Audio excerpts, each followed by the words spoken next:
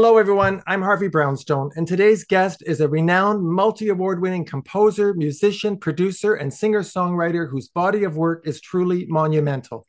As a solo artist, he's recorded 16 albums and had numerous hit singles, including Uptown Up-tempo Woman, Concrete and Clay, and Nobody Made Me. But most of his classic songs became huge hits for some of the greatest music stars of all time. Everyone from Bing Crosby, Rosemary, Clooney, and Shirley Bassey to Petula Clark, The Fifth Dimension, and Kool and the Gang have recorded his songs. Some of his biggest hits include Weekend in New England by Barry Manilow, I Can't Make Music by the Carpenters, Isn't It a Shame by Patti LaBelle, Down in the Everglades by Willie Nelson, If Love is Real by Olivia Newton-John, Blue Street by Blood, Sweat, and Tears, The Laughter and the Tears by Dionne Warwick, and of course, Sunny Days, recorded by his mega-talented wife, Jackie DeShannon. And if that weren't enough, our guest is also one of the most highly acclaimed composers for movies and television, having written over 100 soundtracks for movies, including My Cousin Vinny, The Mask, Ghostbusters 2, Twins, Kindergarten Cop, 6 Days, 7 Nights, Dragonheart, Beethoven, Anaconda, Diabolique, Gettysburg, Dragon, the Bruce Lee story, and Last of the Mohicans. Some of the TV shows and series he's scored include MacGyver, Backdraft 2 for Netflix, and Citizen X for HBO. And believe me, I'm just scratching the surface of this man's compositions. He's received some of the most prestigious awards, including an Emmy Award, 13 BMI Awards, including their highest honor, the Richard Kirk Award for Outstanding Career Achievement, the Composer and Lyricist Guild Lifetime Achievement Award, and an honorary doctorate from the University of Cincinnati. In addition, he received nominations for a Golden Globe Award and a BAFTA Award for Last of the Mohicans, and nominations for the Saturn Science Fiction Award for Dragonheart, and a Gold Spirit Best Comedy Award nomination for Leap Year. His live show, entitled A Life in 80 Minutes, played to sold-out audiences and got rave reviews.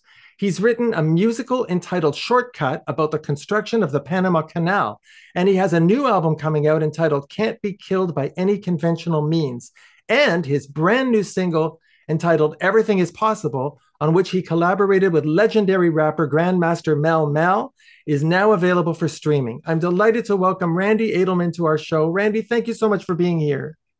Great to be here. Thanks, Harvey. Randy, I read that you started out as a pre-med student. How long did it take you to realize that a career in music was the right thing for you? Well, I was interested in music since I was a kid, but I come from a really proper Jewish family from New Jersey.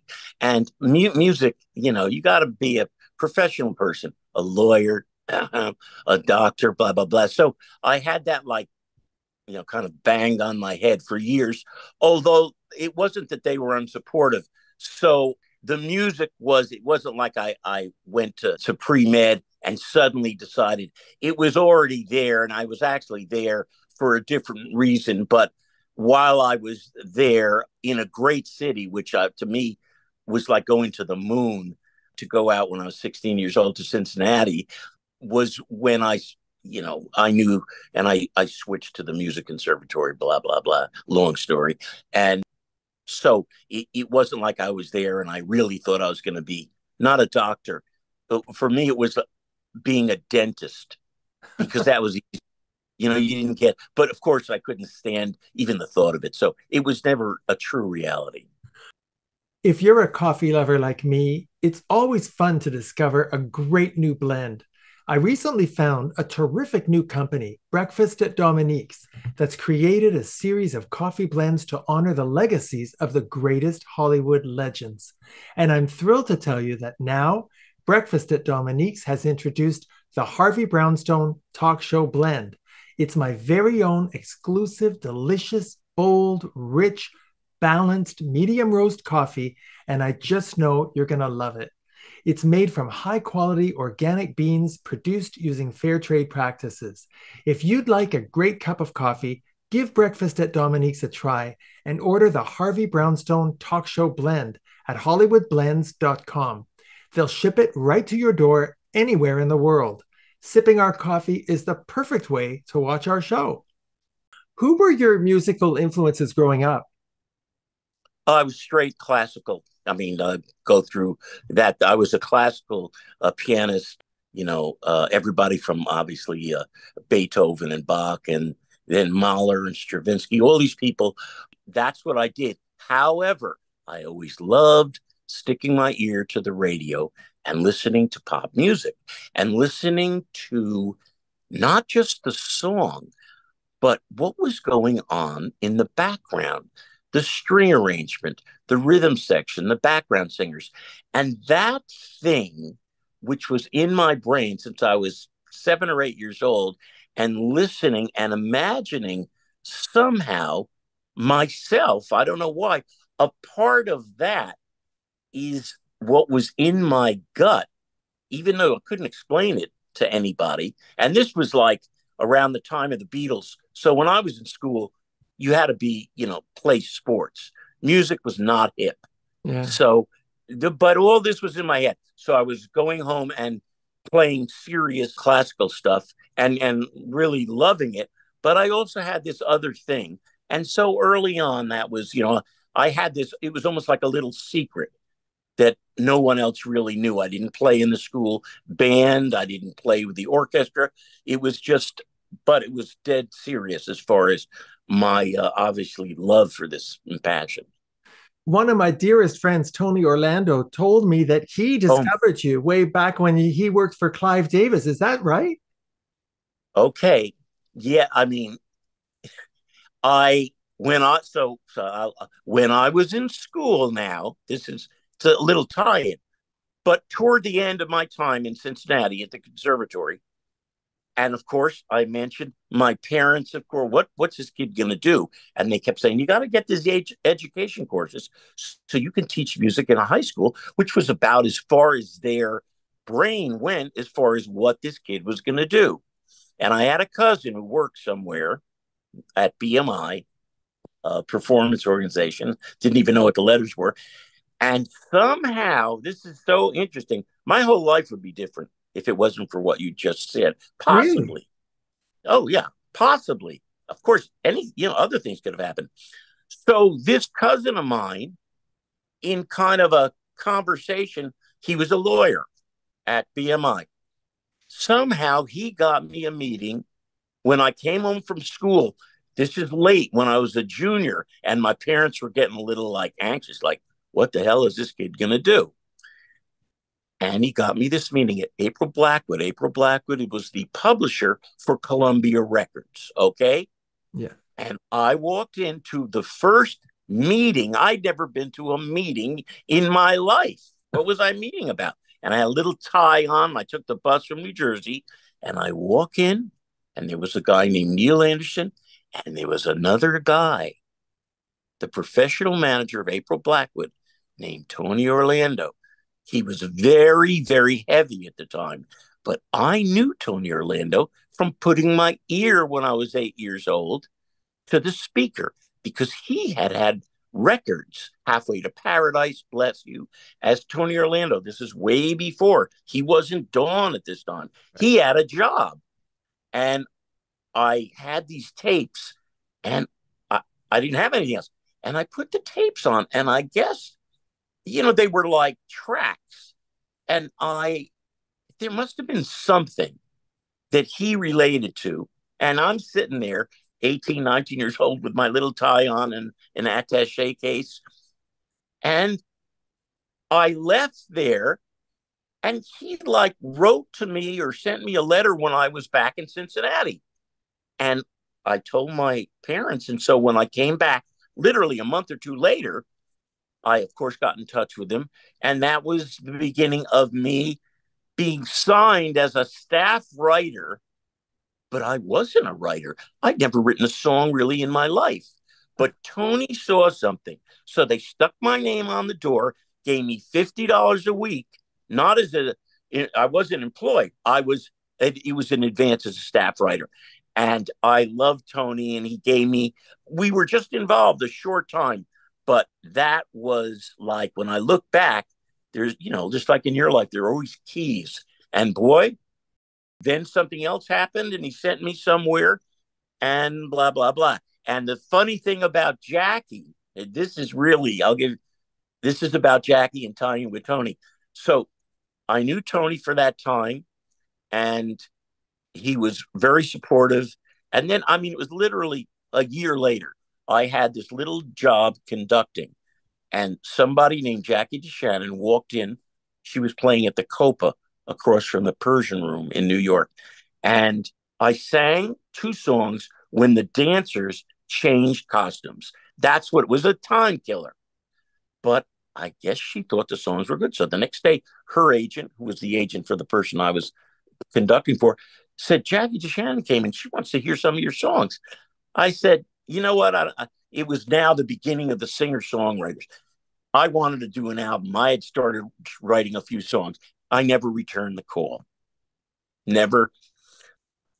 I called Tony. Was seeing Tony intermittently. I called him and I mentioned, he said, what's going on? I said, I'm recording my album. He said, what album? I said, I made a deal. Like I signed my name on a 100-page contract because I wanted to do this album. There's something else going on here where a girlfriend dumped me, and there were all these sad songs, and I wanted to get back at her, so I wanted to record these songs. Anyway, so he calls me, and I said, I heard from Jackie DeShannon came in the other night, and I got a call, but I'm not, I want to do my own thing now. And Tony Orlando goes, what? He says, do you know who she is? I said, well, yeah, she sang this. I really didn't know about Jackie, her writing, her opening for the Beatles, all this great stuff. Not What the World Needs Now Is Love, or put a lot of other very cool stuff. Yeah. And he says, meet me at Colony Records at the corner of Broadway and 52nd Street. I said, why? He said, where are you? I said, I don't know, about 20 minutes. I meet him there. We go to the old record bins. We go to Under D. We go to Jackie's name, and he pulls out her album. And he said, listen, not only is she brilliantly talented songwriter, take a look at her. Yeah. Now, okay? Just now, it wasn't meant like that, but it was like, hey, the worst can happen. She'll record some of your songs. Anyway, that night I went home. I brought my laundry home to New Jersey in a pillowcase, and my father used to get really mad. Like, what are you going to do? You're bringing your mother their laundry. And right at that moment, my father was a CPA. He's looking at the television. And who comes on a variety show but Jackie? And I go, oh, that girl, that's the one who called me. And he says, did you finish that album? I said, I'm just finishing. He said, well, what are you going to do after that? I said, I don't know. He said, you're calling her tomorrow. So I had Tony and my father. I called back, and the rest is, history on that end. So that's a little something just about Tony. So he made a difference in a couple of things in my life. Oh, big time. Well, I want you to know he was so thrilled when I told him you were coming on the show. He loves you. He sends you his love, and he's immensely proud that he did see and hear something in you. No question. That's a gift he had, to find something in you that you may not even have known you had yourself. But yeah. I want to ask you, I mentioned in my introduction, so many mega stars have recorded your music. Can you describe, what does it feel like to hear one of your songs performed by a legendary artist? Well, that was, like I said, because I've been doing something else for a long time. That was early on. I never really planned to write songs. If I was going to be in the commercial world, I figured I was going to be an arranger, a conductor, a producer of records. But as far as myself, I had never really thought of myself as an artist or songwriter. And this was just before that explosion, not back with Dylan and the Beatles, but a little later with, Elton John and James Taylor and Carole King and those kinds of people. So I suddenly started writing these songs. So when you say, how was it? It wasn't immediate. So I would do these albums. That's how people heard my songs. It wasn't like I wrote a song for Barry, or I wrote a song for Dionne or the Carpenters. No, I just did these albums, which frankly didn't sell. But obviously the songs were good enough so people got into them. And then it depends on, I'd have to go, which I won't here, into specific cases because in my history back then, the songs that they recorded, whether it was Barry doing Weekend New England or Patti LaBelle with Isn't a Shame or the Carpenters with I Can't Make Music, they weren't necessarily songs that you would hear and say, that's a hit. They kind of picked, including, by the way, Bing Crosby, the last song he recorded before he dropped dead on a golf course in Spain, the day after he recorded my song. And I was supposed to meet him the following Sunday to listen to it. And it was written about my grandparents. It was like, why would he record this song? If you ever listen to it, you will hear why. But anyway, the point I'm making, you asked me. So depending on who it is and what was the song, that my reaction was always Harvey, 100% fantastic. I really appreciated anybody. That's the first answer to your question. As far as if it blew me away, or that would depend on the way they did the song. The way Karen Carpenter sang an odd song called I Can't Make Music, and Richard arranged it. They asked me to go on tour with them, which I did, playing piano in front of like 15,000 people a night when I'd never played the piano or sung in front of my mother. Nobody. That was it. Boom, here you go. You're an artist. And that was with them. But so to answer your question, I'll make a long story short, obviously, I always, first of all, appreciated it and loved that they would hear anything of mine and think well enough to actually spend the time to record it, obviously, in their own way, which is their prerogative to do something like that. But it was great. But it wasn't like an immediate thing. I did several albums and boom, boom, boom, here, there, and built kind of a really odd career doing that, along with getting my feet wet in other things that would really point the way, unbeknownst to me, to my real future. Well, you mentioned Karen Carpenter and the song I Can't Make Music. She also recorded you and Piano Picker. No, Piano Picker was Richard.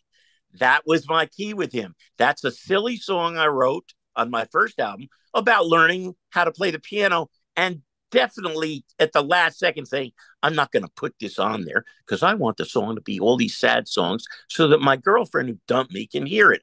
Piano Picker doesn't figure in there. Luckily, it's on there. That's what turned Richard on to me, and in turn, them. But a Piano Picker, so that's, if you listen, it's like the only song Richard ever sang, is Piano Picker. And, I loved it. You can make your judgments on that. He was a brilliantly talented guy. That was not his highest moment. Well, I loved that song. I loved I Can't Make Music and you. I think Karen Carpenter had one of the most perfect female pop voices in history. And I love that she recorded your songs. I want to ask you about your song, Isn't It a Shame, that Patti LaBelle recorded. Am I correct that you had no idea that Nelly turned that song into My Place until it became a huge hit?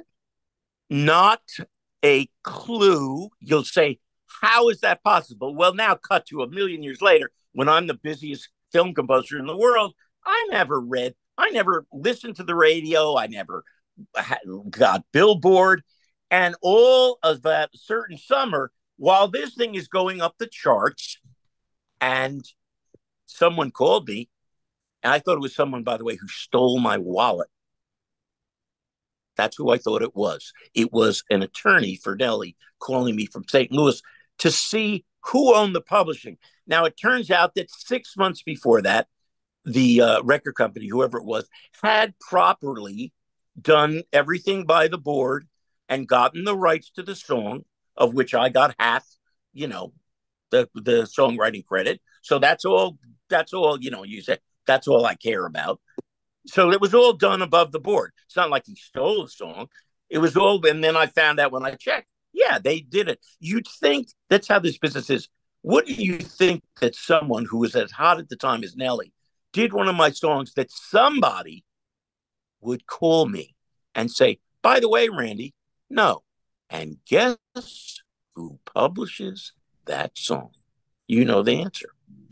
April Blackwood, from way the hell back. Tony Orlando. Now, your parents would That's who say that's what you call bashert. That's what your they parents say would say. more, but yeah, yes, you got it. Yeah. But, I'm fascinated by the fact that in the early 80s, you make this career switch. You begin writing scores for movies and television. Given your background as a classical musician and conductor, there you were writing 3-minute pop songs. Even though they became big hits, I would imagine it's not as musically challenging and fulfilling as writing scores for movies and TV shows. Am I right? You're more than right. You're exactly right. You hit it on the head.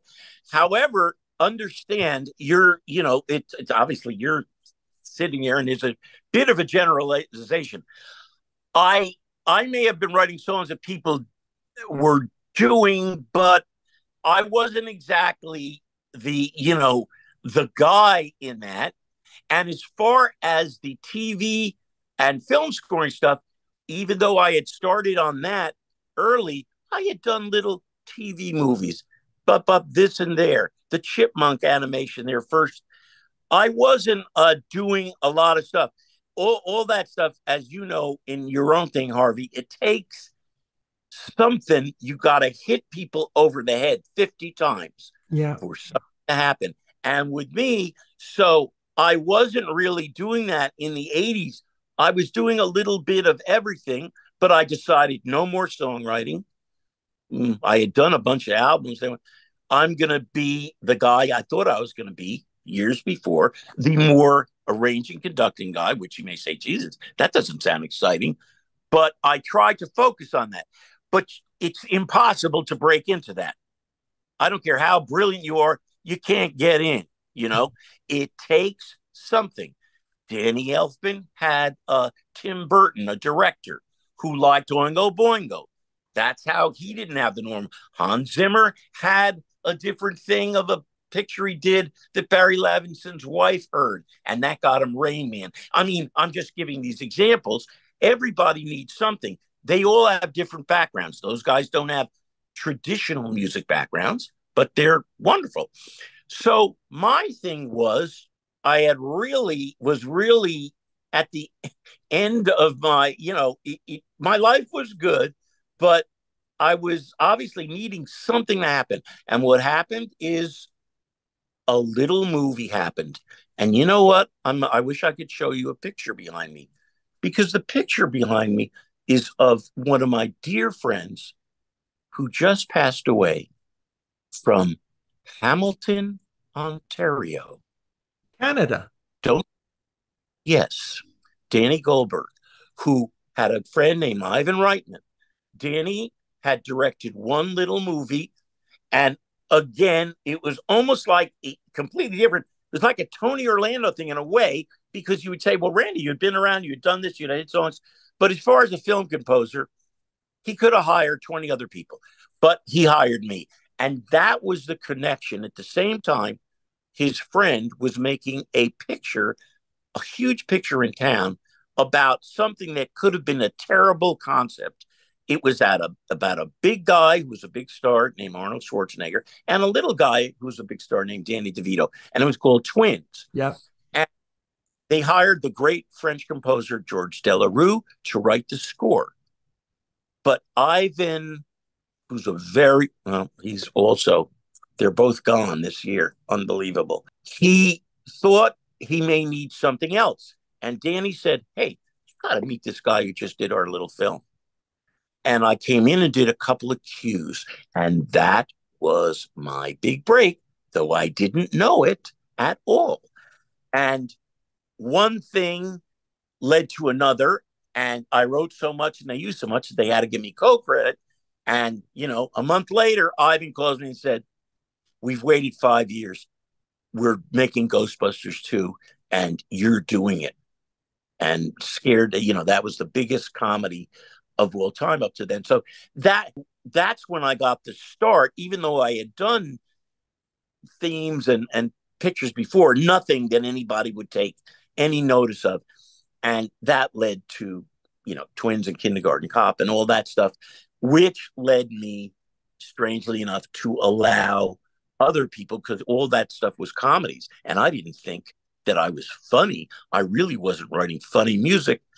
And those credits allowed somebody else to twist somebody else's arm. The best director in the world, for my money at the time, was an English director named Alan Parker. Another one, every single person I just named this year is not on the planet anymore. But Alan Parker was making a film, and it was great, called Come See the Paradise, about the internment camps in California in the 40s. And that was, long story, great. And that's what Fox took to Michael Mann doing Last of the Mohegans in a terrible situation. The film was too long. They didn't think anybody would want to see it. It was historical. The person starring in it, greatest actor, but he'd never been in any film that was commercial. He had done a great film, My Left Foot, Daniel Day-Lewis. So it was a disaster. And they brought me in again, in a way, the way that Ivan had brought me into Twins. And that worked out completely. And the same thing happened even more so with Last of the Mohegans. And then after that, then Ted Turner called me for Gettysburg. Then I was a film composer, after all that and all the stuff I had done. But that's, Well, when I think of film scores and how powerful they are in evoking the emotional reactions of the viewer. Like, for example, the first time I saw To Kill a Mockingbird and listening to Elmer Bernstein's score, when you first decided to write film scores, did you have favorite movie soundtracks that inspired you? I did, like you just named one, and I loved Elmer. Elmer Bernstein sent me to Ireland to do The Mask. You'll say, what does that have to do? Long story, but he had worked there. They had no money. And I had talked to him, and he said, go there. They're giving you 10 cents. You can do whatever you want with the 10 cents. And I said, yeah, that sounds good. And then we had laughed about that over the years. I knew scores, Harvey, but the way I guess you would know them or you would like them. I wasn't into, I know a million people, of course, film scoring now is a whole different animal and became, got kind of a high, priority and over the years ago, but it was different. I wasn't one of these film score nerds. So I just knew, like you mentioned, I knew Dr. Zhivago by Maurice Jarre. I knew Henry Mancini, but I wasn't into that as an aficionado of film scoring. But I, of course, loved it. And it turns out that all my background in everything by that time turned out to be the perfect background for dealing with scoring under pressure, scoring fast, writing all different kinds of genres, knowing how to, if it was an Eddie Murphy film or My Cousin Vinny, going to the studio and making something that sounded like a record, but was a record in terms of what they wanted, and then going to the next cue, which may have been the most sentimental or romantic or passionate thing imaginable. So all the background that I had done converged via this one little thing happening to put me in a position. And then I was locked in a room for 25 years. I never came out. Never wrote one song. Never. And people would ask once in a while, yeah, because I didn't want any of these people. I also, now I'm an old fart, but I looked much younger than I actually was at the time. You know what I mean? Yeah. So I was like a new guy in town, even though you would say, well, you've done yeah, but nobody, if, like I said, if someone isn't hitting you over the head, number one record, the Oscar, blah, blah, blah, they may not exactly know what's going on. So it looked like I was the new kid in town. And I was able to take all this musical versatility through just hard work also. It's not just your talent. And put that together and able to get into this new field and really burn. And as you said from the beginning, yes, musically, just phenomenal for me, because you write a cue and you make something work. And even though you go through a lot of political stuff, depending on what the film is with the studio, it gives you a great deal of satisfaction. I'm sitting here in my little house that I have behind my big house, and I just sit here. And if I'm left alone, I mean, I'm like right there every night. And I imagine I'll write a cue, the most insignificant thing, the film I'm doing now, putting in a little Christmas carol while the main theme of the film is going on of mine and making it fit. And I'm like, oh my God, this is fantastic. Is anybody going to notice it? If I don't point it out, probably not. But I guess don't what? know. I do. And that is, at this point, all I care about. Do you have to be a great musician in order to be a great composer for films? Okay. Well, okay. You got two questions here. It always helps the better musician you are, but you can also be a brilliant musician, as most of these performers are, and never be able to write a note. Now, okay, that's a general thing about composition. All great musicians aren't great composers. And the other flip side of that is what you just asked. All composers aren't great musicians. Now, being able to write for film is not only just a craft, and you have to have all your ducks in a row as far as orchestration and being able to look at something and get a feeling about what music may support that specific cue, that instance that you're going to try to convince the director may need music. You don't have to be, let's put it this way, I'll say this honestly, you don't have to be a musician like me to be a great film composer. I love to play. I may not be the greatest film composer, but I'm good at that. Now that, which used to be a piano and a moviola, has changed. You've got all this technology, so you got to learn that and get into that, because that's part of the whole thing. But the answer to your question is, it's always better if you are adept musically, but you don't have to be. John Barry was a trombone player, but he had the essence to create all that, not just the James Bond stuff, but Out of Africa and Dances with Wolves, and a million other things. But that's what he was. You have to have that something, that magical creativity inside to be able to look at something and write something that supports a scene when you don't have anything to go by. And I always say, if you're a film composer, you have to be fast and right. Both things. If you're fast and you're wrong in what you created, that doesn't work. No. And if you're right, but you've taken too much time, that doesn't work either. You got to be quick and on the money, as far as, because each film is different. You don't have time. I could spend a year on any film, and maybe you have 2 weeks, so you have whatever the time is, and you're dealing with, the directors coming over and wanting to hear stuff. It's just like, and they hadn't thought of something. Well, just because they haven't thought of it doesn't mean it's not any good. But you're the new guy. You're the guy who came in. Every story, every film, it could be the silliest film in the world, has a history, could be 20 years, about Adam Sandler and Billy Madison. What's that? Well, it's been around. And until he got to be a star and in the position to make his own movies, that's a big Gettysburg, around forever.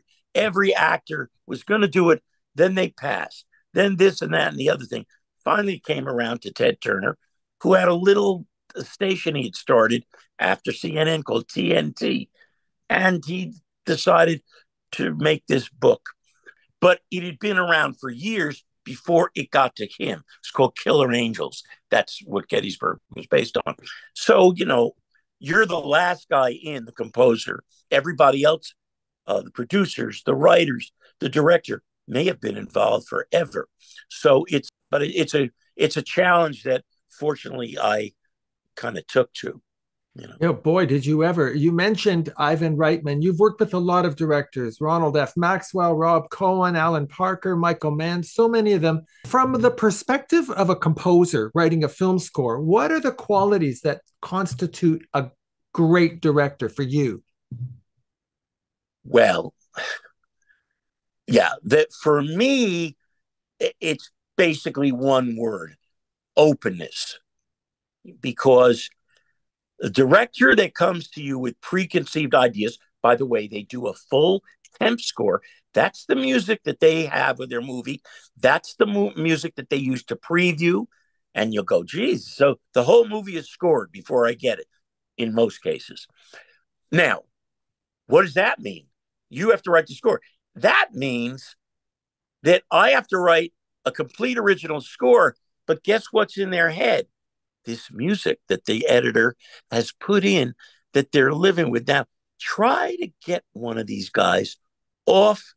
Obviously, they're not going to use that exact music, but the mood and the tempo and the passion, the darkness, the color of a certain cue that they're using.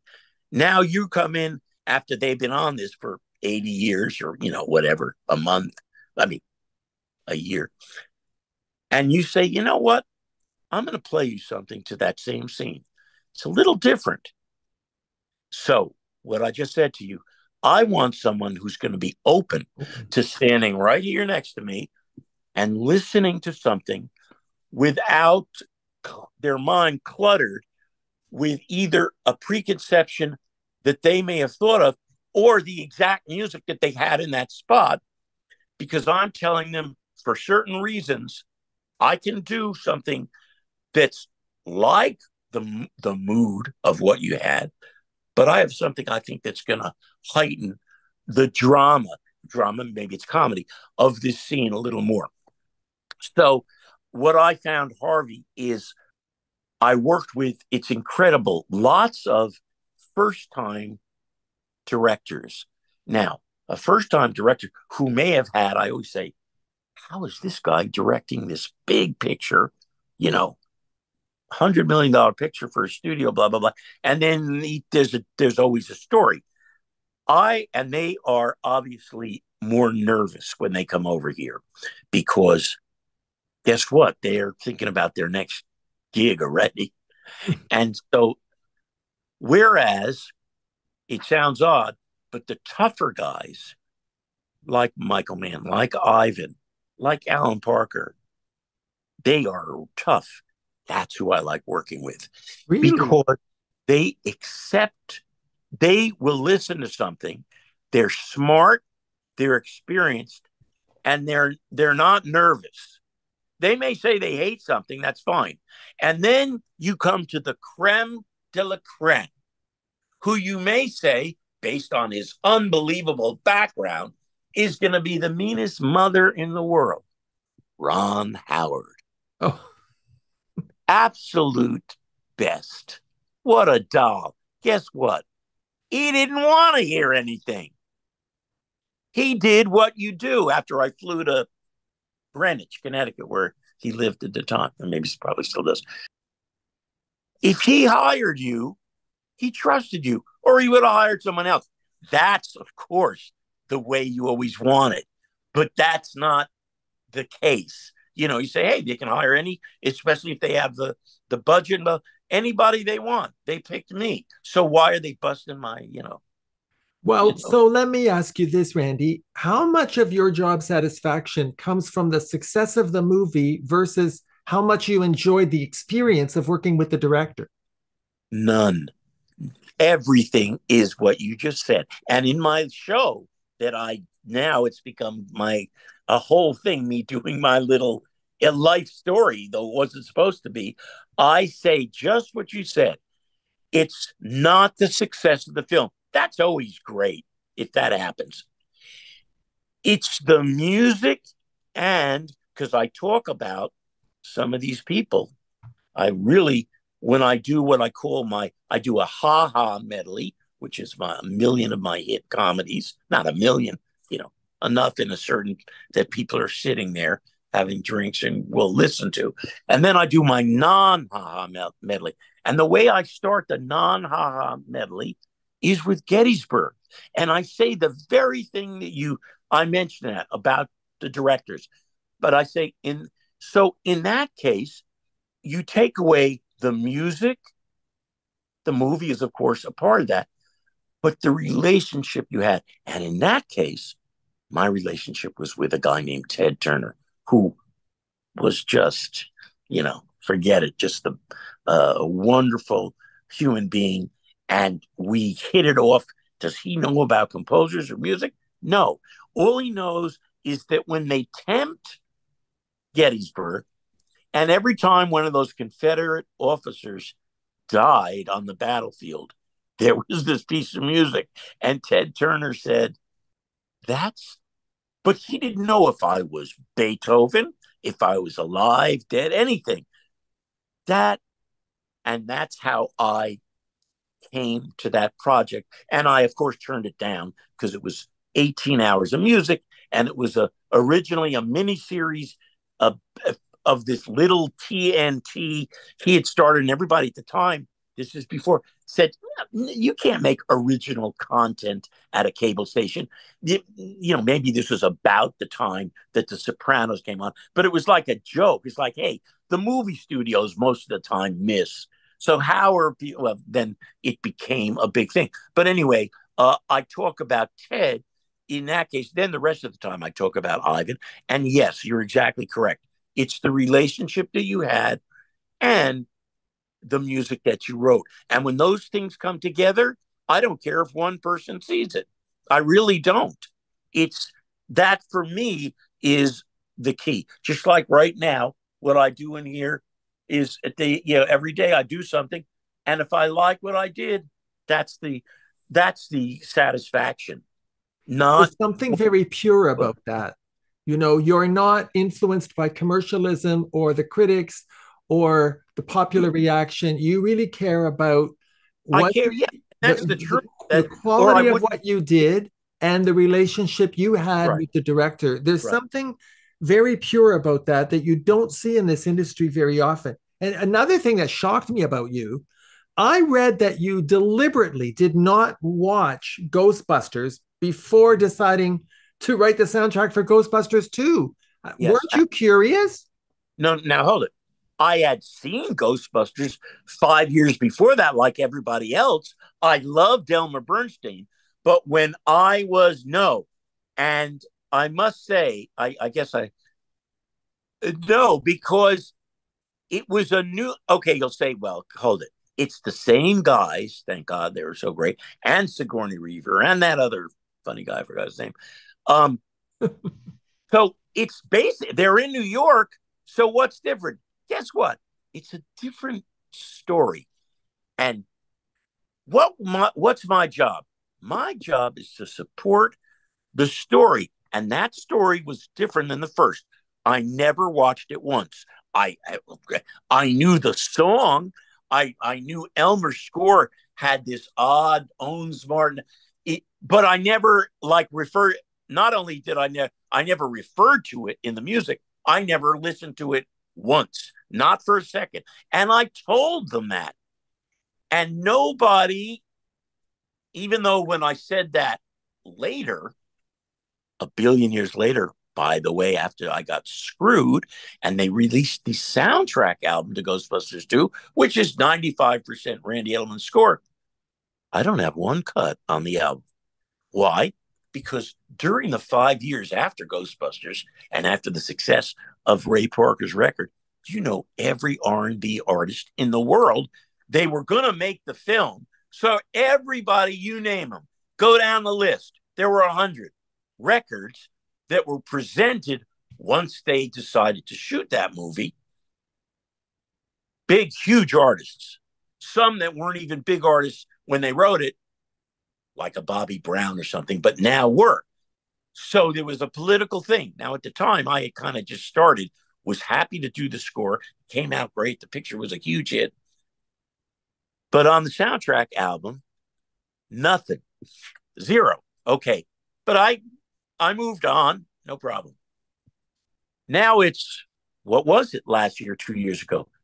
The best soundtrack label there is, Sony Classics called. We want to put out your score. You're kidding. I had been called a million times, but nobody wanted to really do it, pay the huge orchestra reuse fees. And anyway, so that was great. They lost the score. They lost, you hear what I'm saying? Yeah. Sony lost not all of it, but a good part of it. So I had to figure that one out, which I did. And then they asked me to write these notes. And in the notes, I said what you just asked me, because you must have read it in there or heard about it from there. I never said that to anybody before. And it was like, that's a very arrogant thing to not only say, but you did that? Yeah, because it made sense. So, yes, and nobody could respect Elmer Bernstein more than me for The Man with the Golden Arm, for To Kill a Mockingbird, for a million things he had done. But I did not listen to that. So the answer is yeah, never, not one thing of mine. You can listen to that soundtrack album, the new one. And so, yeah, 20 some odd years later, that soundtrack came out. Isn't that funny? Well, I And didn't find it arrogant at all. I thought it was actually your proof that you're open, that you wanted to not be yeah, kind of tainted by what already came, because this is a different story. And many of your movie scores end up getting reused for other things. Dragonheart, the Bruce Lee story, Gettysburg, they get used in commercials and award shows and the Olympics. That yeah, must be incredibly gratifying, Randy. it is. Now, sometimes I will get calls when this started happening. Yeah, especially sports stuff, which I got into. That became a little great sideline of mine for Dick Ebersol, who was at NBC Sports, and then ESPN. So it was a nice thing. But people think, oh, you wrote. No, I never wrote anything. I wrote a movie score. Never, I didn't write it with, ooh, that cue could be really good if they used it to open the Super Bowl, where all that stuff happened. But no, they just liked something about it. And Ebersol, years ago, had called me when I was in New York doing a film called The Indian in the Cupboard with the great Frank Oz, director, a Big Bird originally. And I went over there and he said, look, I'm going to play you what we used in the World Series, the Breeders' Cup, the Wimbledon, all this stuff, all my stuff, different pieces. So, and he said, like, why don't you write something for us? Because at that time they were doing the NFL. That's the only time. And I did. And like literally 4 weeks later, the football season started. And, of course, my father and everything, that was, that's success. He's watching this football game on Saturday. And I made sure, did it for almost nothing. Just put my name at the end of the football game, which they did. So now my father was like in heaven because he was Wow. watching. And that's what you call giving your parents nachas. That's, you got all the terms. But Yeah. anyway, so that became, and that was I always thought it was great. The only time it wasn't great was the only other instance, and then we'll move on, was I did a little TV series when Fox started. It was called The Adventures of Briscoe County Jr. I did the pilot because I couldn't get out of it. One of those, and the show maybe went on. I didn't do the shows. Maybe there were 6 shows, 8 shows, 10 shows. And then when this happened with the sports stuff, they called. They said, "Do you have anything that no one's ever heard?" So I didn't have time. I told my engineer, put some stuff on a reel, and he put the theme of that show on, which he shouldn't have, because that was something that, well, lots of people heard, not that many, because Fox was still not happening, and the series was not particularly successful. Well, NBC goes wild with that piece of music. I was going to call them, but I decided, don't call them. The next thing I know, it's the theme of every show there is on NBC. So much so that when the next, whenever it was, Olympics started, I always had lots of things in the Olympics. They would call me the day before in New York from, what do you call that thing when they put music into these things the night before an event happens? And I'd say, play this, play that, which is fantastic. But this is something else. They got to the Olympics and they decided to take the same thing from Briscoe County Junior and use it as the ID music, like every time coming up tomorrow. Well, this thing became like my most famous piece of music. It was called on the cue sheets, the Randy Edelman Olympic theme, let's say, published by Randy Edelman Music. You know what I mean? Well, in fact, it was Briscoe County Junior theme published by Fox. Now, at the time, what am I going to pick up the phone? No, it's like done. It's years now. It goes on. One day, I think after he wasn't there anymore, Dick Ebersol comes home, and one of his kids is listening on the television to this old series, Briscoe County Junior. Now, Ebersol hears the thing and he says, "Holy shit, I didn't know that." And somebody called me. I said, what am I going to do? So no, it's like I said, you got to hit people over the head. I could have called and said it originally, don't use it but for almost 20 years, after getting awards for the Olympic theme, no one ever knew until he went home. And then I actually picked up the phone. I actually called whoever, I think it was a Fox show, but Warner Music on it. And I said, you know what? This is that thing. And they, of course, didn't do it. They said, thank you very much. And now they have the rights, except guess what? They stopped using it last year. Sorry. Right. I had 20 years. Anyway. That's better to ask for forgiveness than permission. That's the moral of that story. Yeah.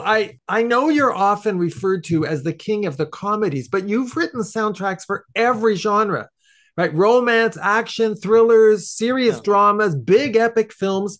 Does it bother you that you're always called the king of the comedy? No, not at all. Because, first of all, the reason it doesn't bother me is because I can put on Gettysburg or Last of the Mohicans or Dragonheart, and those things are they're not just movies, but that music has been used. So I don't have to really deal with that at all, because and there's lots others they can just see and hear.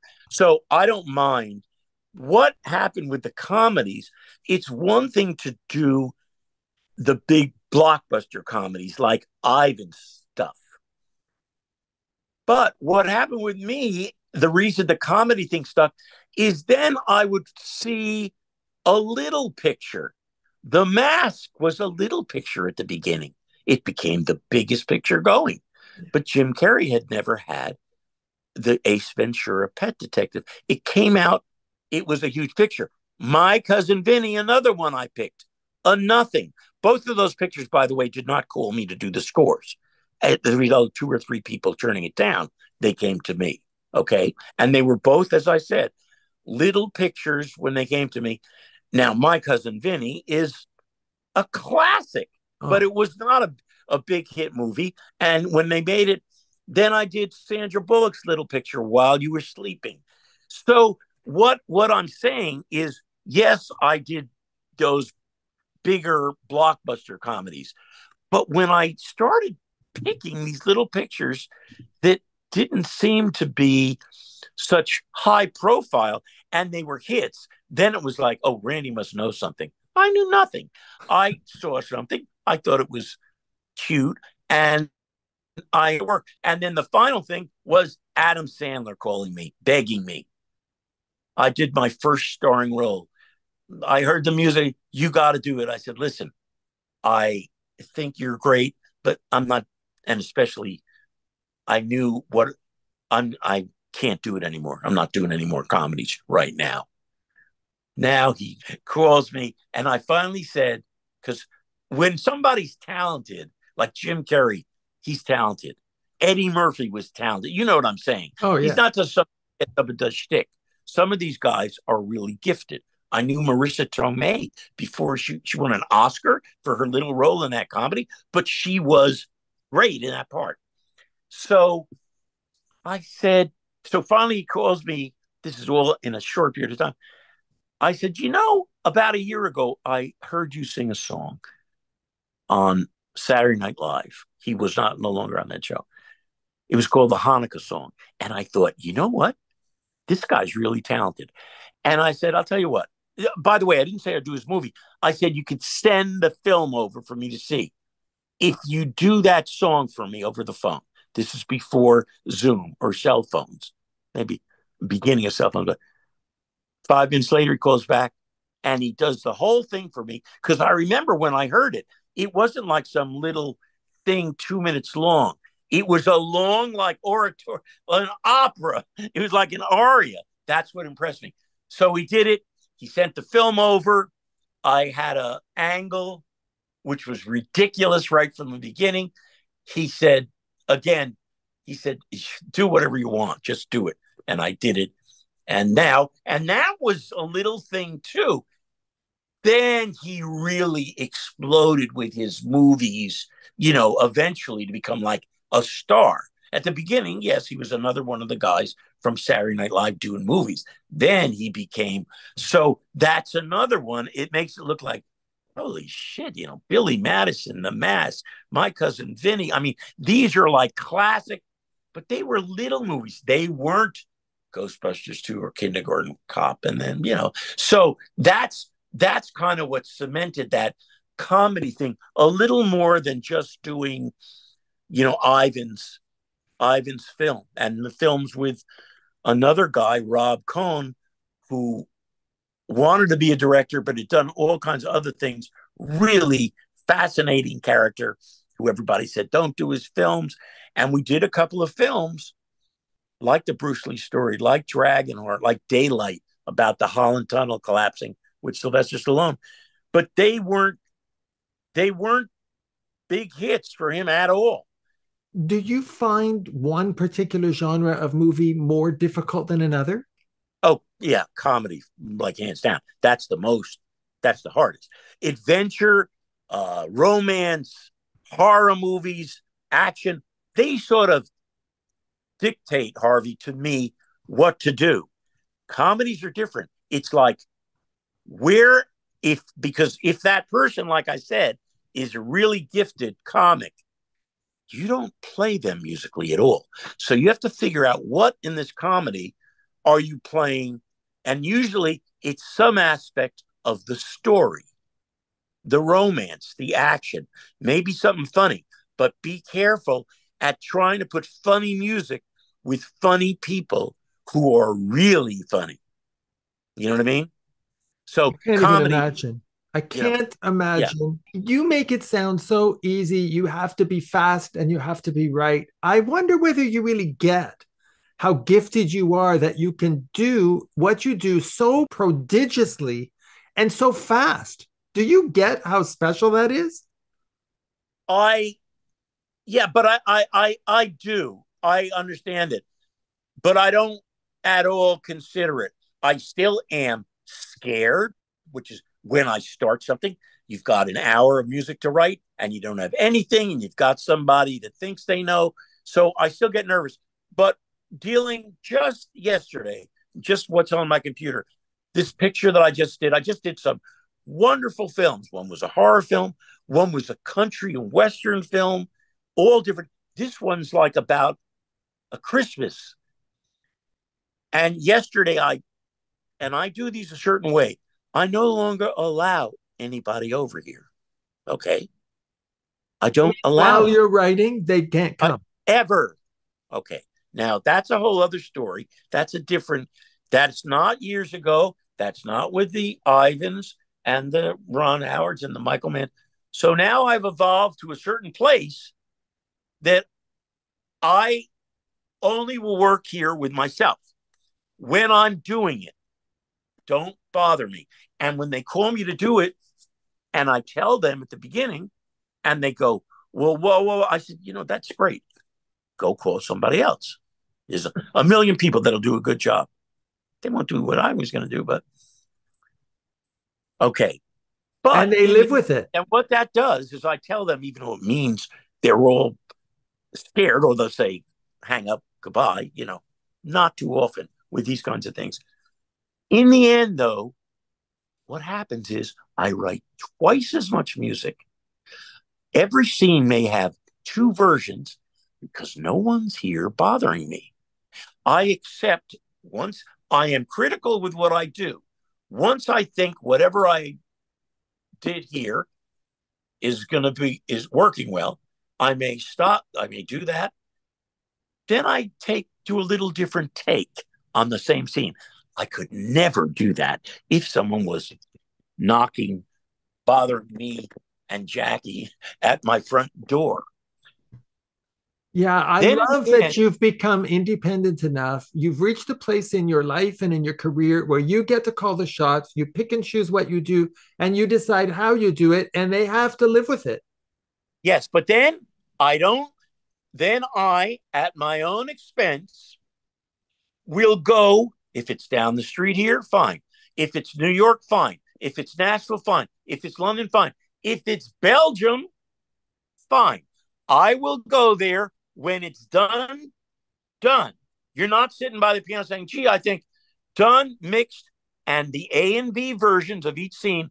And then they sit down and hear something, granted, that they've never heard before. I'm talking about yesterday, I played 90 minutes of music to a film that's 95 minutes long. That's unheard of. You know why? Because it needed it at every turn. It was more of like a Home Alone kind of thing, but with a little more. And the only other thing is, there ain't nobody playing. It's only me. There's not one musician on any of the stuff that I do anymore. Not in a certain situation. And I don't change the way I write. The same thing. When you listen to it, no matter what it is, country and western, orchestral, you wouldn't really know it. It sounds whatever it's supposed to be. It sounds. Don't worry about. I did it right where you see me sitting now. Then I take it and I make it sound great. But so yesterday, these guys, and I always hope the more you go for, if it works, the better it is, even though it's not. Maybe another film that only had a few cues that was easy, and then you kind of knew what the music was going to be. That was easy for me. That's one thing. But this was a problem. Every single cue was a problem. Do I play that? What about these kind of mafia bad guys who are really a joke? You know what I mean? How am I going to play that? They're funny, but you got to take them seriously because they're threatening the dog. You know what I mean? But so now, as they are listening yesterday, hearing this stuff, the director and the producer, and their mouths are like, and I play each scene, no sound, watch the movie, listen to the music. Then I go back and I push up the dialogue, which you always, in this case, before they're mixed, can be dirty, but they know what it is. And then I go through the whole movie like that. And as each cue goes on, it's like, I never realized you've made them, blah, blah, blah, blah, blah. But you know what? They kept, so it was fantastic. And they couldn't have been more complimentary and terrific about it and appreciative. All that was going through my head was, you guys realize how much experience went into each note and sound of this. It's not just a gift or talented. It's a lot of stuff. And I've done a lot of stuff. And I'd like to think that that's why, the guy would say, like, you made the acting didn't work. It works. You made the comedy funny. You made the drama. You made all, yeah. But yeah, I spend time on it, but I also have now, I can kind of look back, which is a good feeling, about years of doing it and spending the time with it, not dealing with you coming over my house every day like you wanted to do, or flying into town for a week. I needed to do it my way And that's why it's good.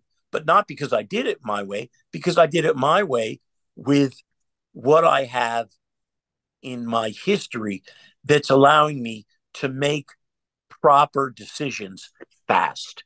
Can you teach what you do? Is this teachable? It may be, but I would never do it. Never get close to. Any attempt I've made when I've done, Berkeley asked me to come and do master. No, you can say what you say, which is true about a lot of things, but you can't. You have to learn by doing it, by getting screwed, by having things in movies not work, and you learn. You know what you just did? You think it's funny? It's too much. And then you play it back and you leave something out. The technology, by the way, has helped all this because you leave it out, boom, press a button, it's out. And that's what I do with my engineer a lot when I go through the final process of this. But yeah, it's just that's what was exactly what you said. That's what was going to. I didn't say that to them, but hey, it's not that I've done this before. I've been doing this, and many musical things come into the front of making decisions. It's not just movies. It may be something you recorded for something years ago, or a sound, and I say, "Hey, you know what? What was that sound?" But it's not in my computer because because what the sampler wasn't invented. But I have an idea, so it all comes back. Conducting an orchestra at Abbey Road that I just did a couple months ago. That has to do with me conducting in Vegas for Bobby Gentry. You know what I mean? Yeah, you've utilized every bit of your experience in orchestra pits on Broadway, and then you have these wonderful songs that come out of you coming out the other side, which had a fun, optimistic message of hope. That was a crazy one. Yeah. So that's the song thing. Yeah, that must be something that I have and that I had, because film composers don't do that, and they don't. I mean, Randy Newman is fabulous. It's kind of funny that our names are similar. But other than that, and they can't do it and they don't want to do it. And it's not, when I write a song, I don't try to write a song. I wrote Coming Out the Other Side during the pandemic as a fun thing. It wasn't written like, when this is all over, put on your tie. It was just a fun thing. I came out here, and then I did something in the middle of the night. And then the next day I said, actually, this may be worth, for the first time out of those 25 years, may be worth. That's how I met Eileen, who's just a great, great lady, just the best. Oh, yeah. Eileen Shapiro, we love you. And then you collaborated with Grandmaster Mel Mel. How did that come about? Well, Eileen, again, is now, okay. What I didn't, just like with Nelly, I didn't collaborate. I didn't sit in a room with them. They heard something of mine. Nelly was one thing. This is something else, because this is my record, and it's always my record. I would have been happy if he did anything. So he added something, but he added something, Harvey. It's incredible. If you read that, I think she wrote that story. He heard this thing too long. I don't even know half of it. It was on like page 6 of the New York Post. That's evidently, the thing in the world. It was there next to the picture of the Obamas yesterday, the day before, whenever it was, about this. There's a tie in here. But he heard this song through, I believe, Eileen getting it to someone else in Chicago. And I will make sure you get this album. It's from an album I did for ABBA 40 years ago. I didn't do it for ABBA. I did it for ABBA for their record label up in their studio in Stockholm. And they messed it up. It was my record. It was just done for their thing. Won't get into it. You'll see the whole story when she'll send it to you next week. There's a song on there. So now all these years later, this thing's coming out. There's a song on there. Funkmaster Melly heard it. and he heard what it was about. It was about being an outcast, being down and out, but not done in a preachy way. And there was a line, and it's called, the line was, when all good fortune seems to just go around you, in other words, it's missing you, when even angels seem to block your way. This guy hears that, flips out, thinks this is the best song he's heard, knows nothing that it wasn't written yesterday, that it was recorded, and gets an idea, and with a little push, comes up with his thing over my track.